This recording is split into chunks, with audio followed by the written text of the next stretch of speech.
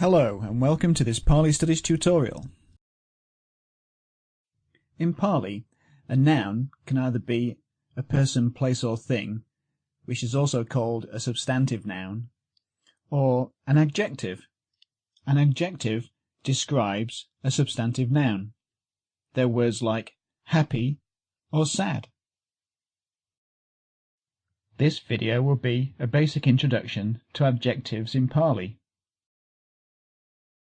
Now we know in Pali the specific role the noun is playing in the sentence is indicated by the case it's declined in.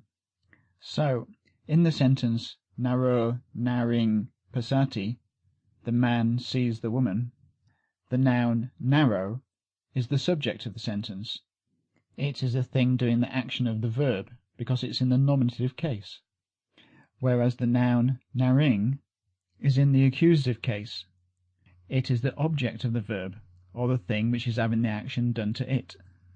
Thus we know that the verb pasati, to see, takes the man as the subject and the woman as its object. It is the man who sees the woman. Now nouns in Pali have three characteristics. The first is case, which is nominative, accusative, etc. Number, which can be either singular or plural, and gender, which can be masculine, feminine, or neuter. So if we look at the two nouns in this sentence individually, we can see that naro is in the nominative case and singular, because its ending is an o, while the noun itself is masculine, meaning the man. And if we take the noun naring, well, it's no surprise to know that the gender is female, and because it ends in ing, it's an accusative singular. Now, gender isn't always this straightforward. Obviously, a word describing a masculine person will be in the masculine gender, but not all nouns are this obvious. The important thing to remember is that every noun will have either a masculine, feminine, or neuter gender. So if we wanted to add some adjectives to our sentence, there's a rule that we must follow. And that is, adjectives must agree with the substantive noun they qualify in case, number, and gender. Well, that's the rule, so let's see how it works. So if we wanted to make the man in our sentence a sad man, we'd add the adjective dukhita, and since the noun narrow is in nominative, singular, masculine, we have to make the adjective also nominative, singular, masculine, so that it agrees with narrow. And if we wanted to make the woman in our sentence into a happy woman, we'd add the adjective sukhita, and because naring is in the accusative singular female, we have to make sukhita into accusative singular female too. So now if we look at the new sentence, dukhito naro sukhitang naring pasati. The sad man sees the happy woman. So we can think about the agreement between an adjective and its substantive as forming a unit or a phrase. So we can see that the subject of the verb pasati, to see, is now not just a man, but the sad man.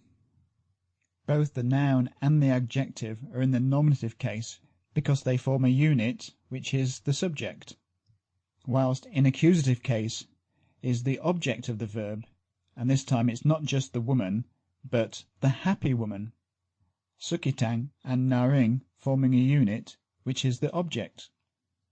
So we know it's the sad man who sees the happy woman. Now you might think from this that the endings of the adjectives and the endings of the nouns always match, and this is often true, as the adjectives and the nouns often end in the same vowels, but as we'll see in the next example, it's not always the case.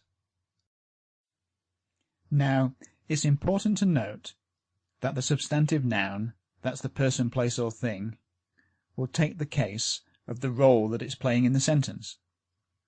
So if we wanted to say, he gives alms to the sad woman, the woman, nari, will be placed in the dative case, to indicate it forms part of a prepositional phrase.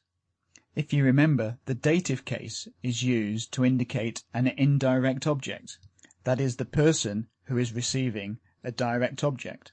And here we can see the word dana has been placed in accusative case to indicate that it is the direct object. It is the alms which are given to the woman. And the adjectives sad, dukkita, must be placed also in the dative case to indicate that it is the woman who is sad. But also notice that the endings of dukkita and nari are different.